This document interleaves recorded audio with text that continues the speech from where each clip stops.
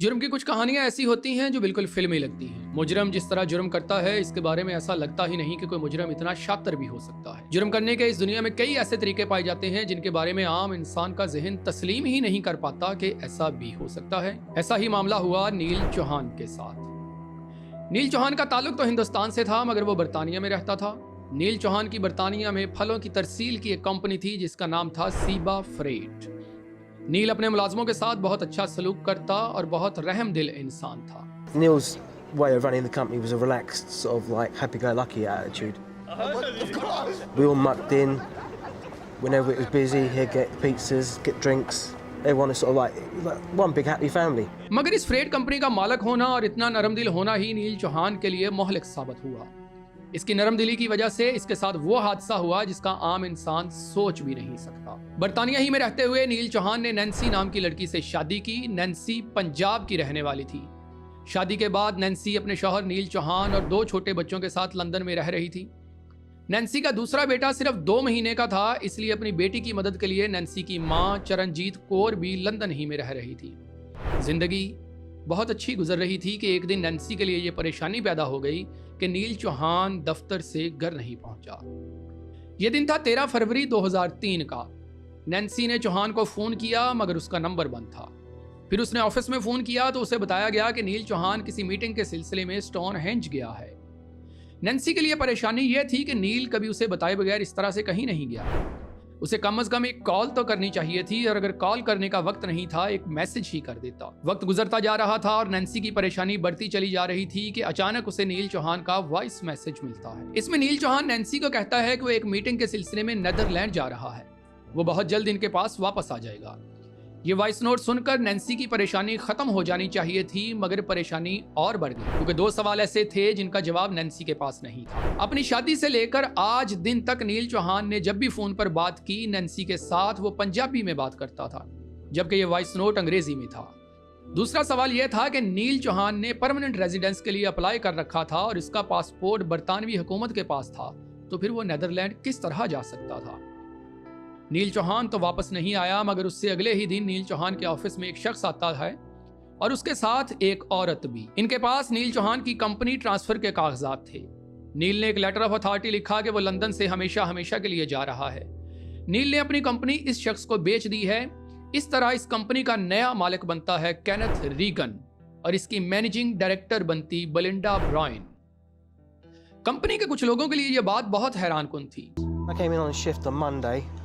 We all gathered around and Belinda was introduced as the new owner of the company by Ken. It came as a shock to everyone. It was something we weren't expecting, you know. Everyone was thinking what had happened to Neil, where he had gone. Is it real that he sold the company, or what about our jobs? And so many things happening at the same time. Well, because of it being a busy company, you couldn't sort of sit down and start whinging about it or do anything about it. You just had to go and get on with the work because it was a busy company. You would have to get on with the work and get the work done. मगर कुछ लोगों को ये बात मालूम थी कि नील चौहान कल जिस मीटिंग के लिए गया था वो मीटिंग इस कंपनी को बेचने के लिए थी। He said, I'm going off to do a deal and sell the company. He said, and I'll let you know. And that was the last time I saw him.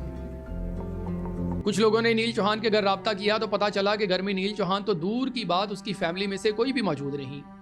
नील की बीवी Nancy, इसके 2 बेटे वरिंदर चौहान, दविंदर चौहान, एक बेटा जिसकी उम्र 1.5 साल और एक बेटा जिसकी उम्र सिर्फ 2 माह थी। नैन्सी की मां चरणजीत कौर, सब के सब लोग गायब थे। पुलिस से राब्ता किया गया। पुलिस ने हमसायों से कुछ पूछा तो ये मालूम हुआ कि नील चौहान और उसके खानदान के लोग यहाँ से जा चुके हैं।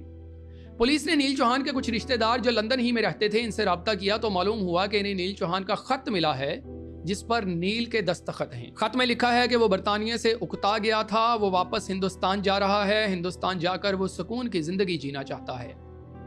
इस खत में भी एक अजीब बात यह थी कि नील चौहान के हाथ से लिखा हुआ ना था बल्कि कंप्यूटर से टाइप किया गया था, मगर इस पर नील चौहान के दस्तखत मौजूद थे। पुलिस ने जब इन दस्तखतों के बारे में फोरेंसिक तहकीक की तो पता चला कि ये दस्तखत नील चौहान ही के हैं। फिर पुलिस ने वो कागजात देखे जो केनेथ रीगन ने दिखाए थे।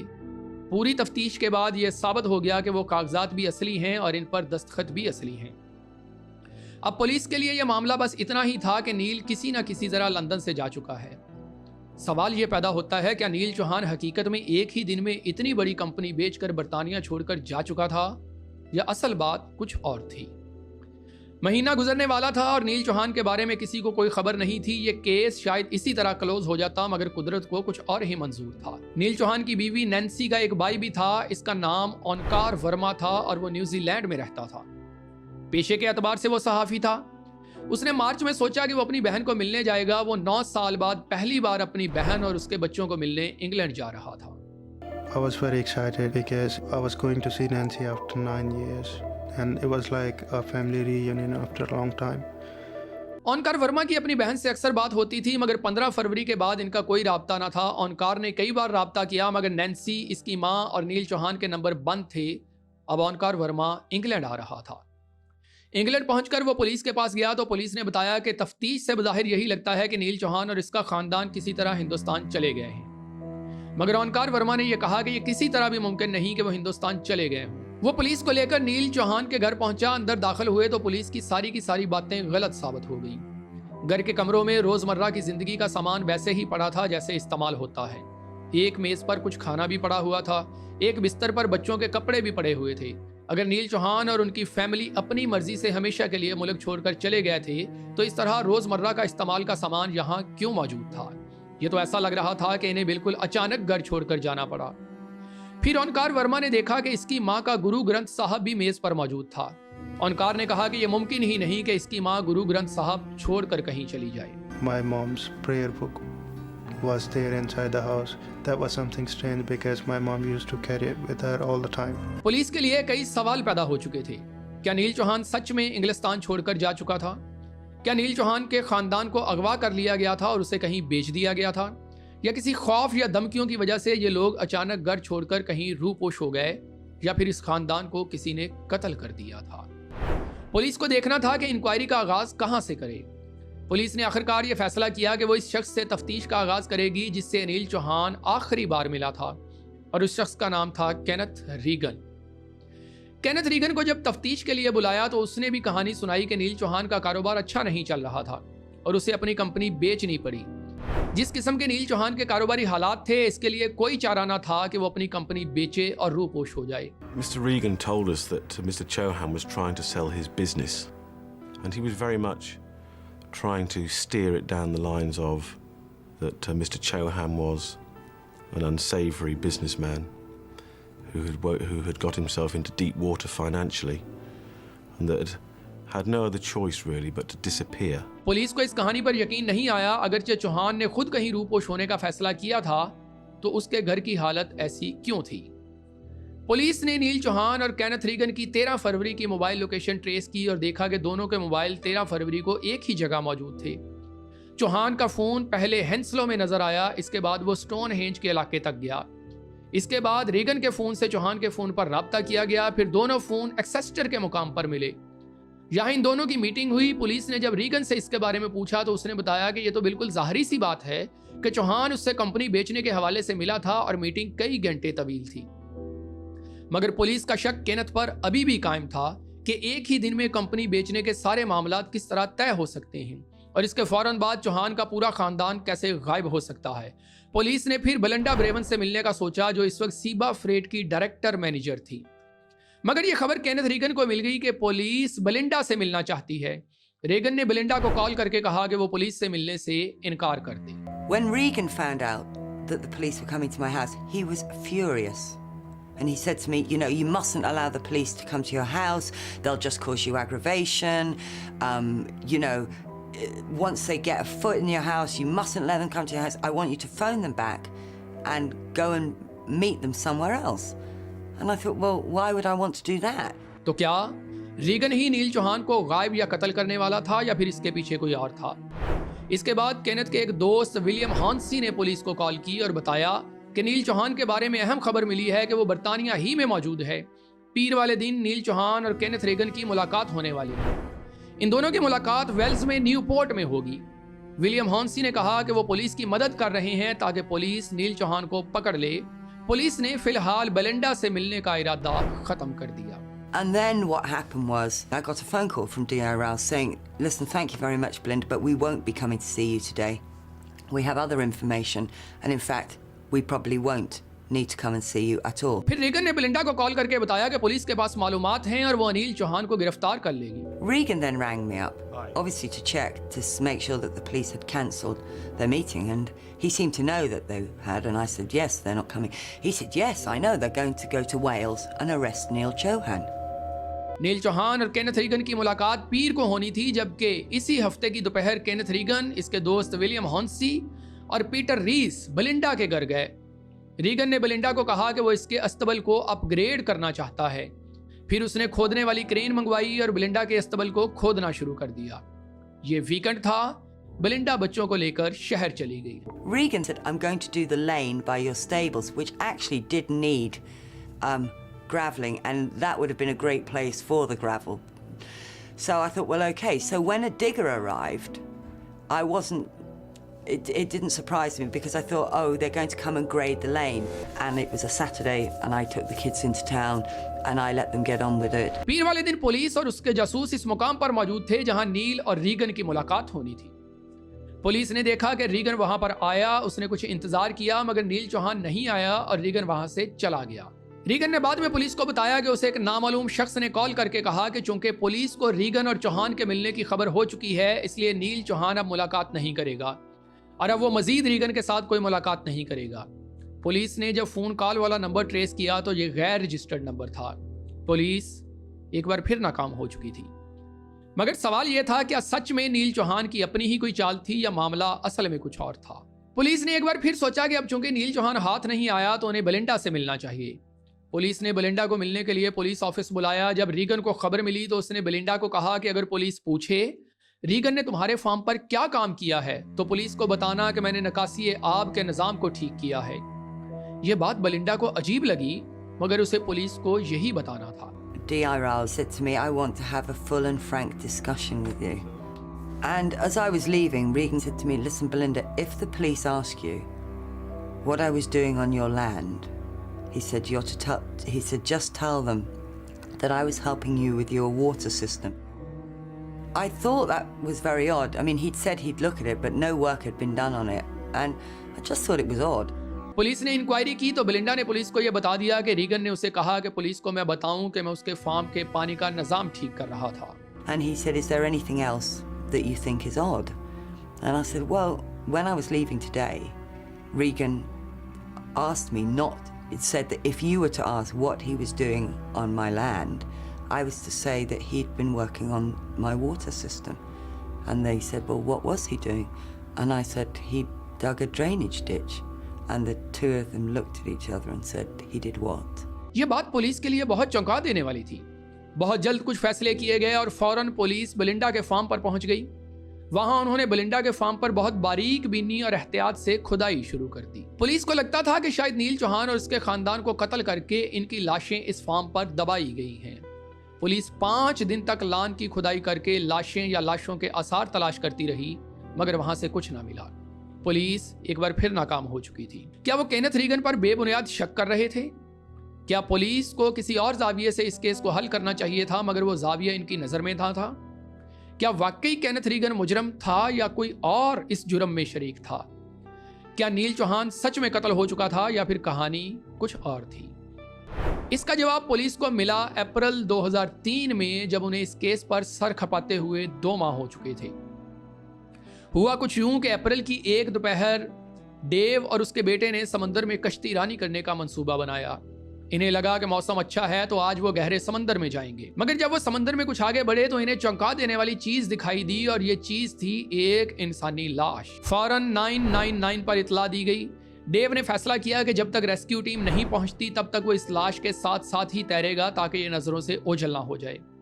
उसे 3 घंटे तक इस लाश के साथ तैरना पड़ा। आखिरकार रेस्क्यू टीम पहुंची, इस लाश को बाहर निकाला गया। Yeah, it was an enjoyable evening that we decided to venture out further than what we normally would do. After a short while, I noticed something floating in the sea. It appeared to be 3 floating objects, which at a distance was unusual. You know, as we were sort of just canoeing around looking about, I had noticed something but I just totally discarded it. It wasn't until he sort of shouted body at me, I was just like, what? As I approached them, I realised that it was obviously a body. A large body because it was oversized, somewhat inflated. But the feet were floating out of the water, and the torso. The head was face downwards in the water. He got me to go in, call up 999. I was determined to stay with the body, come what may. But I did expect the rescue service would have been there sooner rather than later. When you've been in the water canoeing in the dark for nearly 3 hours, it does get a bit unnerving. You can't ignore a body once you find a body, it's there.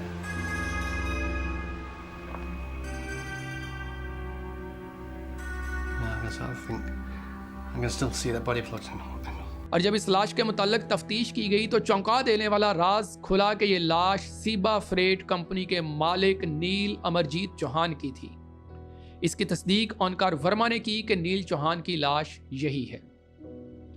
इस लाश की ज़ाहरी हालत से मालूम हो रहा था कि मरने से पहले इस पर बेइंतहा तशद्दुद किया गया है। नील चौहान के पूरे मुंह पर पैकिंग टेप लपेटी गई थी। ऐन मुमकिन है कि इस तरह से इसका मुंह बंद करके इस पर तशद्दुद किया गया हो और फिर कत्ल कर दिया गया हो। The first time I had a look on Neil's face, I could see that he suffered a tragic death. He suffered a violent death. He had received a blunt trauma injury to the back of his head. He had had packing tape wound round his mouth.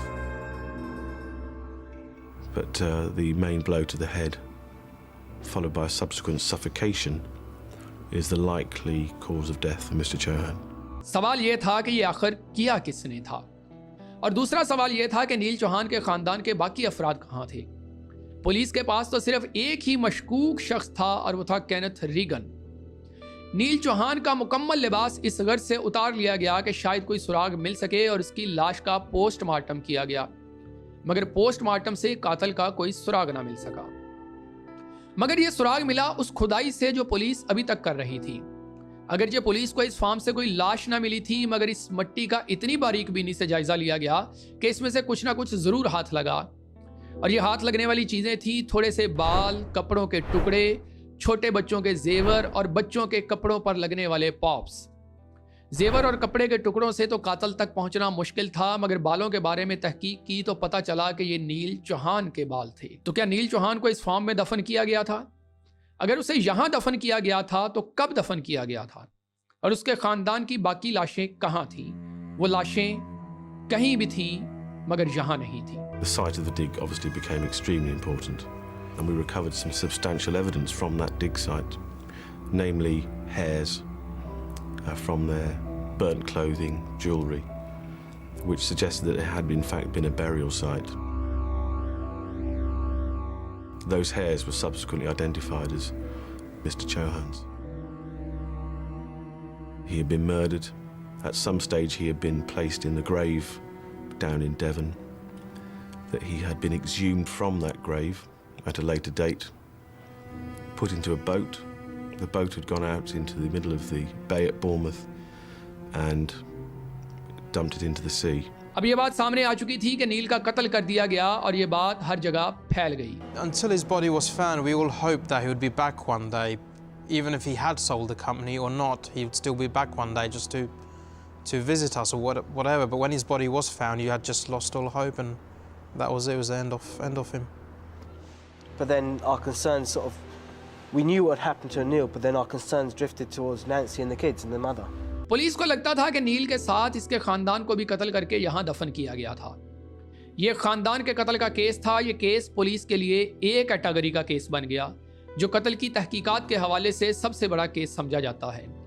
Police ने Kenneth Regan को गिरफ्तार करने की कोशिश की, मगर वो रूपोश हो गया। इस केस से मुंसलिक तमाम लोगों के लिए यह बात चौंका देने वाली और तकलीफ दे थी। खास तौर पर इस तफ्तीश और तहकीक से सबसे ज्यादा असर बेलिंडा ब्रेवन पर पड़ा। एक दिन बेलिंडा ब्रेवन अपने घोड़े का कंबल ठीक करवाने के लिए जा रही थी कि उसे अपने फार्म वाले रोड पर रीगन और हॉन्सी मिले। वे कार में थे। हॉन्सी ने कहा कि वो इनके साथ चलकर काफी पिए। बेलिंडा ने सोचा कि वो इनके साथ किसी सूरत नहीं जाएगी। उसने बहाना बनाया कि उसे सामने वाले घर वालों को ये कंबल देना है, वो 2 मिनट में वापस इनके पास आएगी। I was a bit overcome by the whole thing, really, and I don't really know what I thought, but it never sort of, maybe I just didn't want to think that somebody had been buried in my field. So I tried to make myself busy, and I noticed that my horse had ripped its horse blanket. So I took it off the horse, put it in the car, and I drove up the lane. And lo and behold, I bumped into Regan and Hornsey, who were in a car. I was really shocked to see them. And Regan wound the window down. And I said to him, "What are you doing here?" And he said, "We need to have a little chat." And Hornsey then said, "Why didn't you get in the car? We'll go and have a coffee." And I thought, well, I don't want to get in the car with them. So I had the horse blanket next to me, and there was a little cottage just there. And I said, I've got to take this back. I've borrowed this from, pointing to that. I've got to take it back, and they were expecting it back. I'll be back in 2 minutes, I said. So they said, okay. So I drove off, and I drove round the corner. Belinda ने आगे जाकर police को call की, मगर इतनी देर में Regan और हॉन्सी फरार हो चुके थे। And I phoned DI round, and he said, whatever you do, don't get in the car with them. So I said, okay. He said, I'm going to send 2 police officers back. 2 police officers arrived, but Regan and Hornsey had gone. इसके बाद Regan और हॉन्सी Europe फरार हो गए। एक दिन Wendy Paul के पास Peter रीस आया और उसने ज़मीर के हाथों मजबूर होकर यह एतराफ़ किया कि रीगन ने नील चौहान के पूरे ख़ानदान को कत्ल किया है। उसने 2 बच्चों और 3 बड़े लोगों का कत्ल किया है। I just took him as any, new lodger that came there. Until he started saying, have I seen him on TV? And I said, no, should I have done? And so I just wondered, he said, because I have been on TV, and I thought, oh, he's not a celebrity or anything, he didn't look that way. And he just said that he was involved with an Asian family that had disappeared. They could put me at the scene of where the bodies were buried, but I didn't kill anybody. He was going, they can't do that. They can't pin that on me. And I say to him, what is going on? He just said that Regan was crazy because he killed 2 children. I gasped, and I said, who were they killed? He said that Regan had shot them. It was Regan. He's a psycho. He said he killed them all. I knew what I had to do, because how many people come to your home every day and say they've killed 5 people and 2 babies? Well, 3 adults and 2 babies. रेंडी Paul ने police को call की और इधर Peter रीस भी रूपोश हो गया, मगर 12 दिन बाद इसे ढूंढकर गिरफ्तार कर लिया गया। मगर उसने पुलिस को कहा कि वो इनके किसी सवाल का जवाब नहीं देगा। पुलिस एक बार फिर खाली हाथ खड़ी थी। अगर वो ये मान भी लेते कि ये कत्ल केनेथ रीगन ने किए हैं, तो भी कुछ हो नहीं सकता था, क्योंकि केनेथ बर्तानिया में नहीं था। सीबा फ्रीड कंपनी बेलिंडा चला रही थी और बेलिंडा के खिलाफ कोई सबूत नहीं था। पीटर रीस ने तफ्तीश का हिस्सा बनने से इनकार कर दिया था। अचानक एक और हलचल होती है जब कुछ माहीगीरों को एक औरत की लाश मिलती है। इस लाश पर तहकीक करना बहुत मुश्किल था, क्योंकि इस लाश का गोश्त पानी में गल चुका था। मगर चौंका देने वाली बात यह थी कि यह लाश नैन्सी की थी।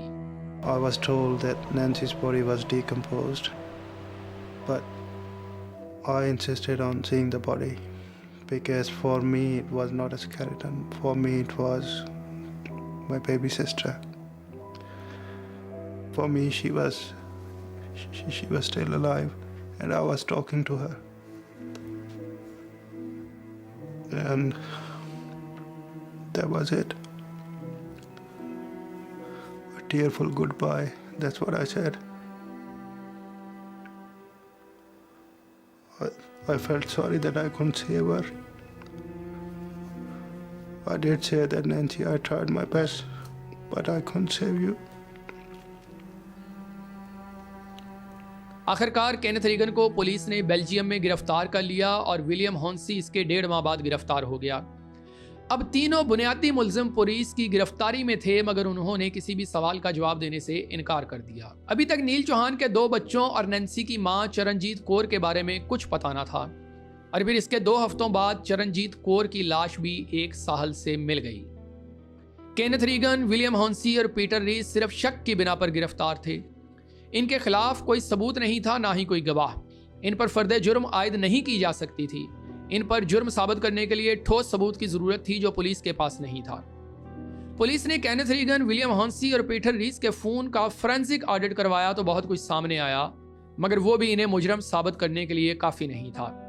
पुलिस को फोरेंसिक ऑडिट से पता चला कि इन तीनों के फोन 13 फरवरी को केनेथ रीगन के घर में मौजूद थे और इनके साथ नील चौहान का फोन भी मौजूद था। इसका मतलब यह था कि ये चारों लोग इस वक्त इस घर में जमा थे, मगर इससे यह सबूत नहीं मिलता था कि उन्होंने नील चौहान को कत्ल कर दिया। आखिरकार कुदरत को पुलिस पर रहम आया और एक सबूत खुद उनके पास चलकर आ गया। यह सबूत पुलिस को दिया विलियम हॉन्सी के बेटे ने। उसने पुलिस को कुछ खाली पेपर दिए जिन पर नील चौहान के दस्तखत थे।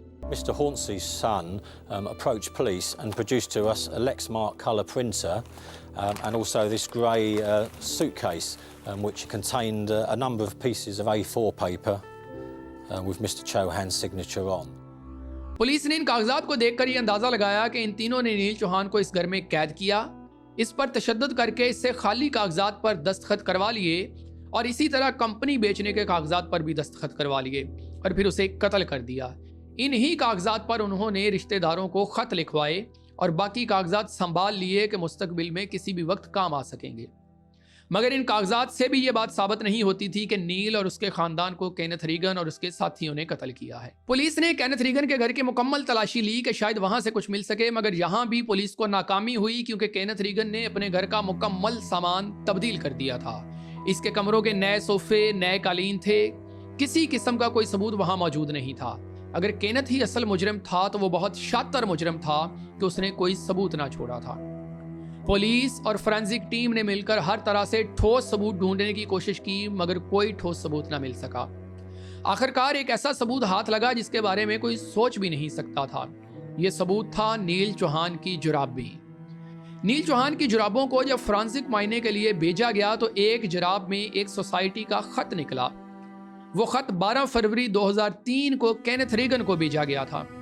इसका मतलब यह था कि जब चौहान केनेथ रीगन के घर में कैद था और नील चौहान को यह यकीन था कि उसे कत्ल कर दिया जाएगा, तो उसने किसी तरह से यह खत उठाकर अपनी जुराब में छुपा लिया कि इसके कत्ल के बाद ये बात मालूम हो सके कि वो कत्ल के वक्त केनेथ के घर में मौजूद था। We have 2 exhibits here. One is the right sock of Mr. Chohan, which was taken from him at the post-mortem down in Dorset.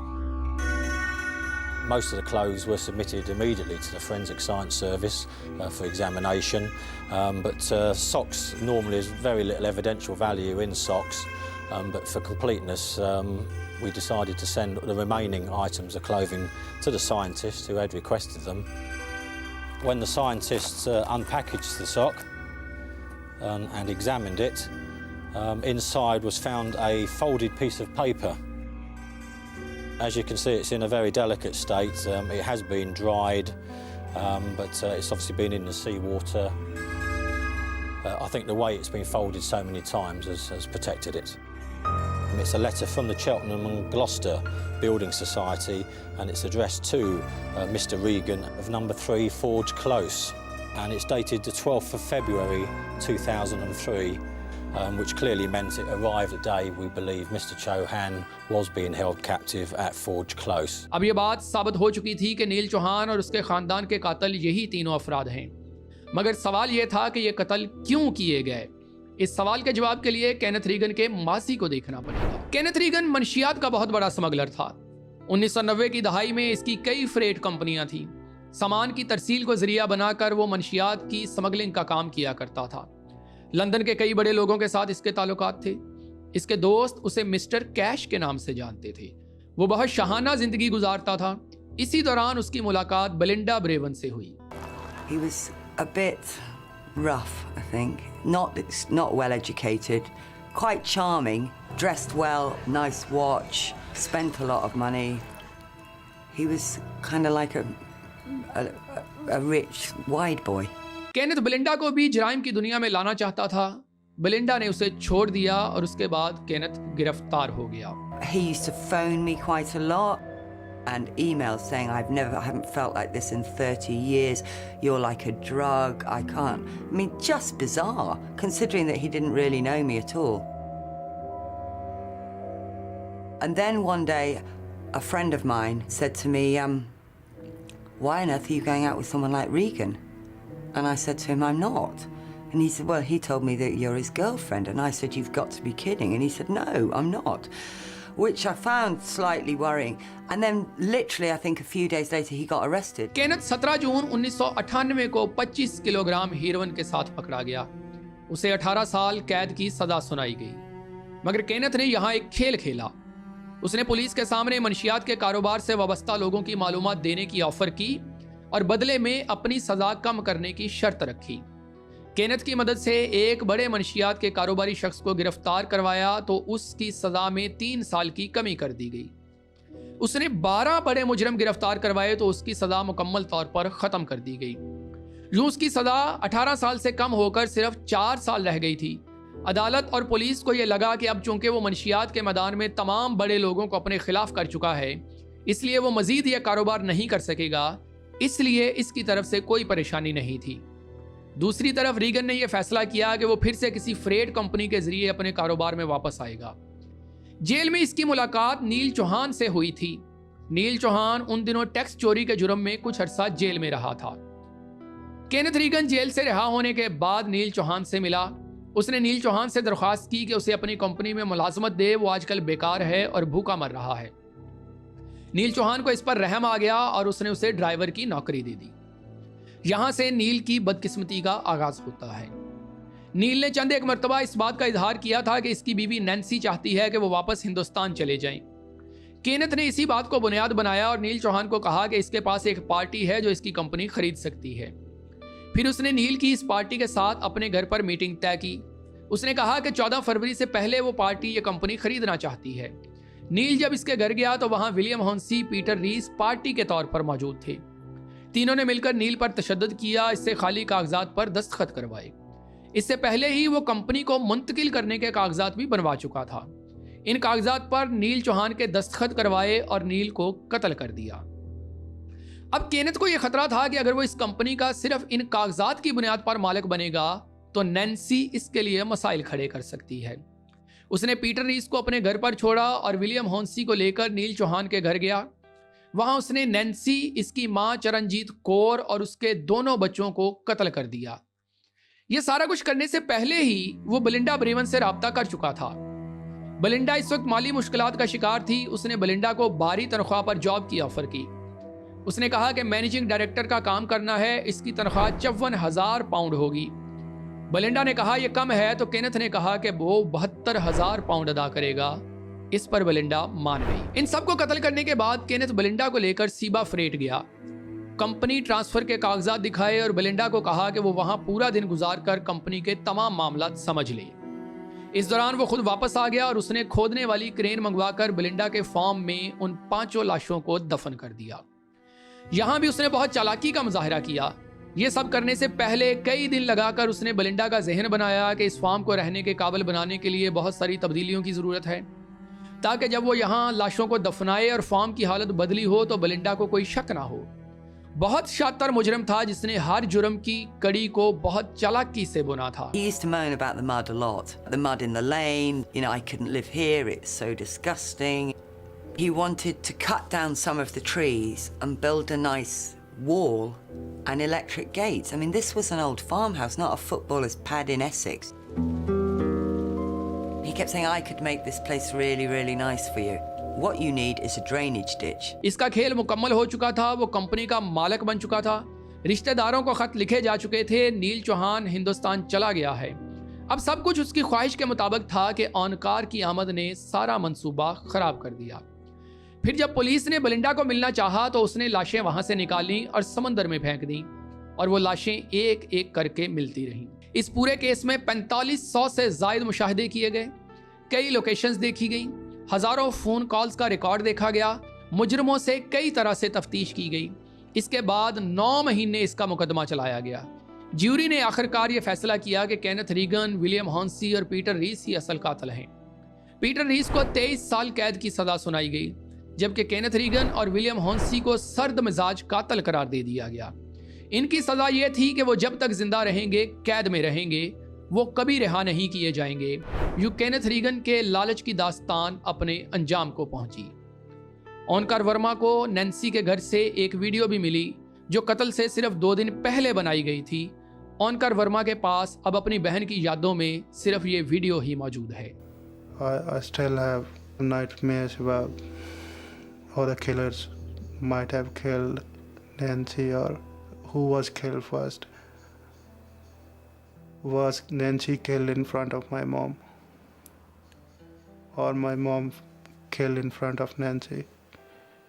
Or the kids killed in front of mom and Nancy?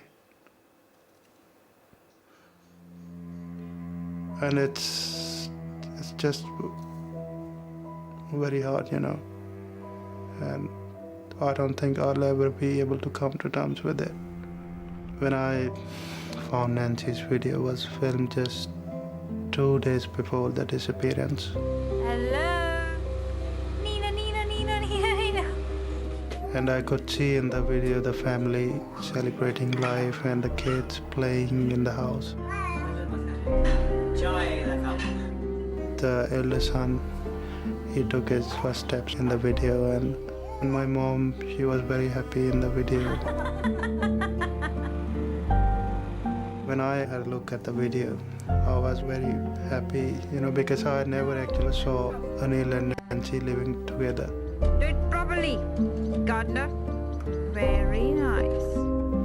But through that video, I came to know that Nancy was very happy with Anil, and she was, you know, she was very lucky to have a guy like Anil with her.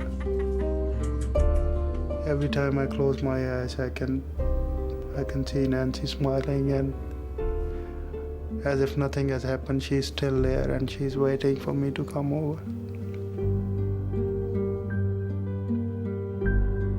Kenneth Reagan और उसके साथियों को तो सजा मिल गई, मगर बहुत सारे सवाल फिर से पैदा हो गए कि दुनिया में इंसाफ का निज़ाम किस तरह का है कि जो मुजरम को एक बार माफ़ कर देता है और वो मुजरम फिर उसी डगर पे चल पड़ता है। क्या दुनिया में इंसाफ का निज़ाम इतना कमज़ोर है कि वो मुजरम को एक ही बार ऐसी सज़ा नहीं दे सकता जिससे मुजरम दोबारा वो जुर्म करने के काबिल ना रहे? या हमारे माशरे में तरबियत का इतना फुकदान है कि हम किसी मुजरम को कभी दुरुस्त नहीं कर सकते हैं? या फिर वो जायका जो मुजरम की ज़ुबान को लग जाता है उसे कभी तब्दील नहीं किया जा सकता है? चैनल को लाइक और सब्सक्राइब कीजिएगा, वीडियो को शेयर कीजिएगा। अगली वीडियो तक के लिए आरबी गौहर को इजाज़त दीजिए। अल्लाह हाफिज़।